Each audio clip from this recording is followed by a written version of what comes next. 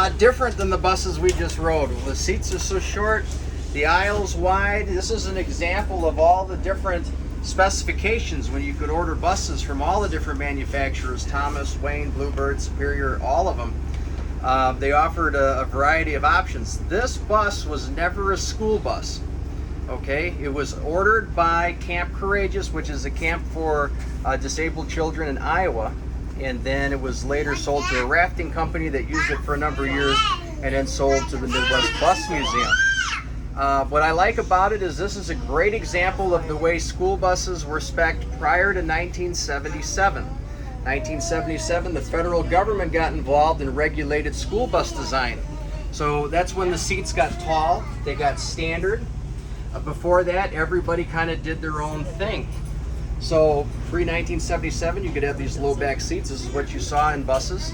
Also real popular was this metal grab bar system, the metal rails up front, no protection behind the driver. That was all standard. So it's kind of a unique bus being a 1990. It's the first year of fuel injection, but it's a pre-1977 spec since it was never a school bus.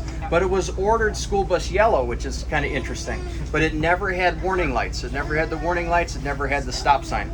So when you ride this bus, you get to kind of experience a pre-1977 spec, but enjoy the benefits of fuel injection. Okay, it's also got an automatic transmission, which makes it very unique. And this is another childhood sound, kind of like the jackknife door is just, reminds me of my childhood, right? The whine that the automatic transmission is going to make is something that's memorable that people talk about a lot too.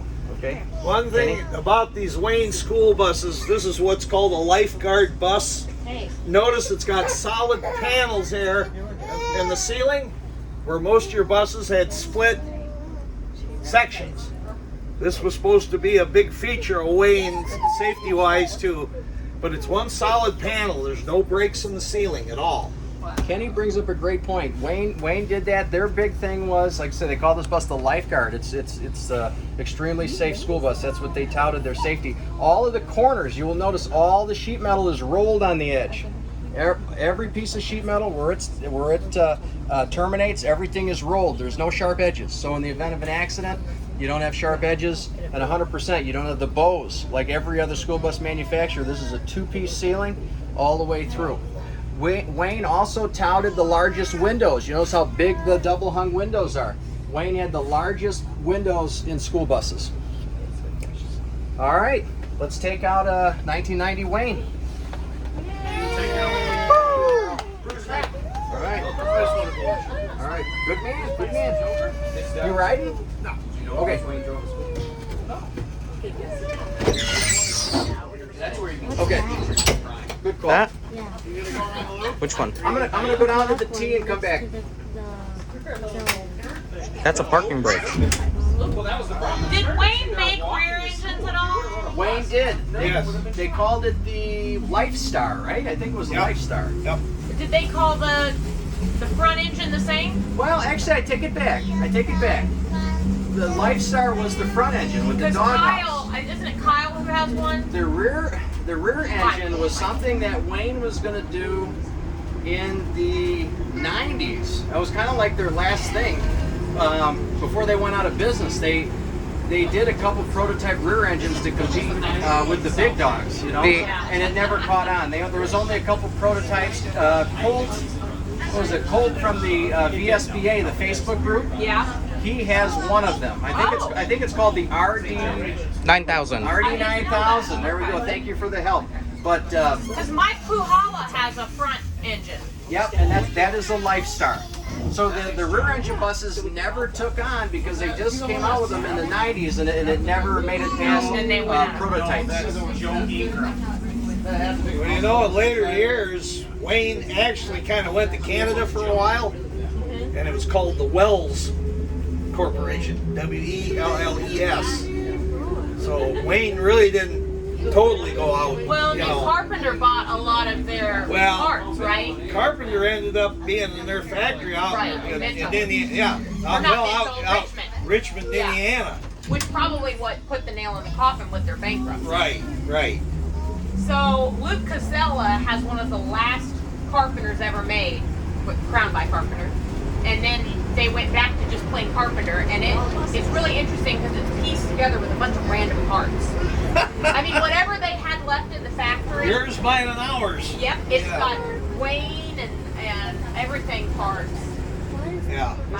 I think Wayne bought some of Superior's tooling, or they Could bought be. something from Church them. buses.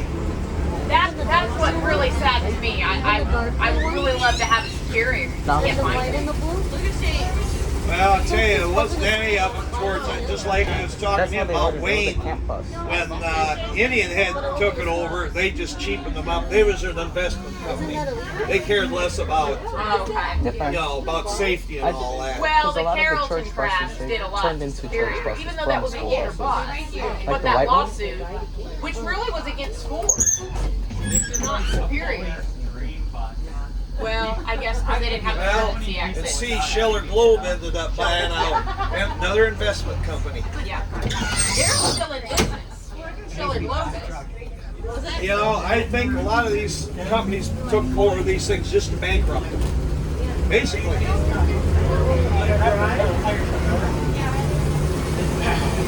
Yeah, I'm a big fan of trying to collect Wayne and Carpenters who come from Indiana, and I grew up riding on them. If you ever see a Wayne S series, gotta be an S series. I only buy international. You like binders, huh? My great grandfather, great uncle, grandpa, and dad all worked at Navistar. Oh. And then being so close to Indianapolis, a lot of the buses growing up were international. And my 3800 that I usually bring here is the one I actually rode on in school. You can ask them. Not as a route bus, but my friends lived on it. She drove a lot I of don't think trips. so. Long. I think they only have to check it if it's yeah.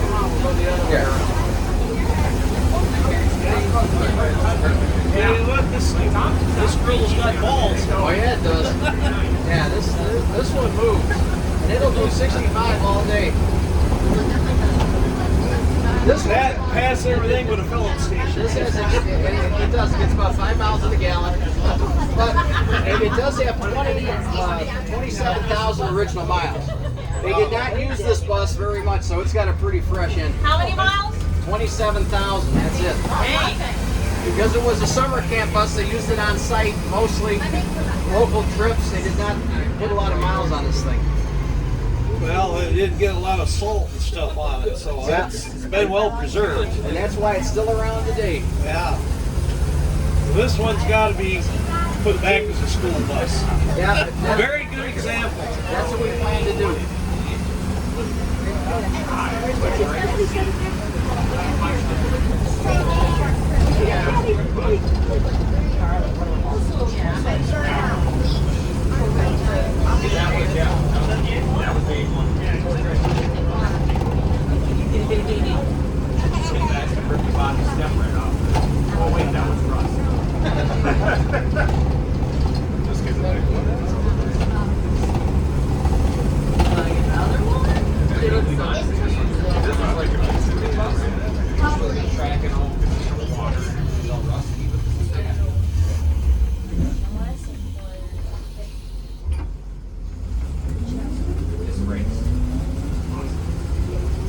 Hey, back in the day, Superior was a darn good bus. It really was. That's basically what our school had was Bluebirds, Waynes, and Superior. I heard they were kind of top of the line, them and Tom and Wayne were kind of the budget, which now having owned one and driven one, I kind of agree with. Yeah.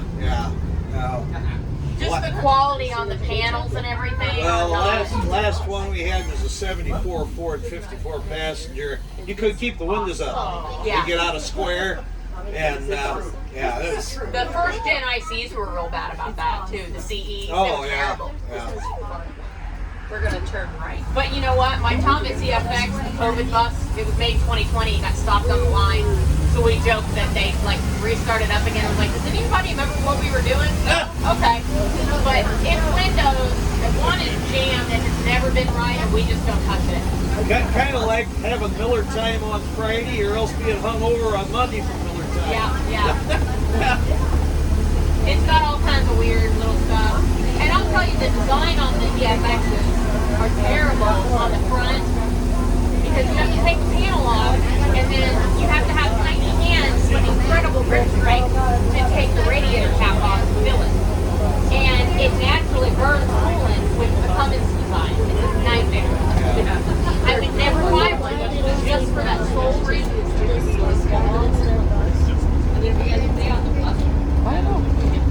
But now that I've been into the HDXs, it's hard to go back. It's the same how they got But if I could drive a 3800 every day, I would. Well, I'll tell you, my idea of just the perfect bus was an International 466 inline 6 Bluebird body. Yep. Yep.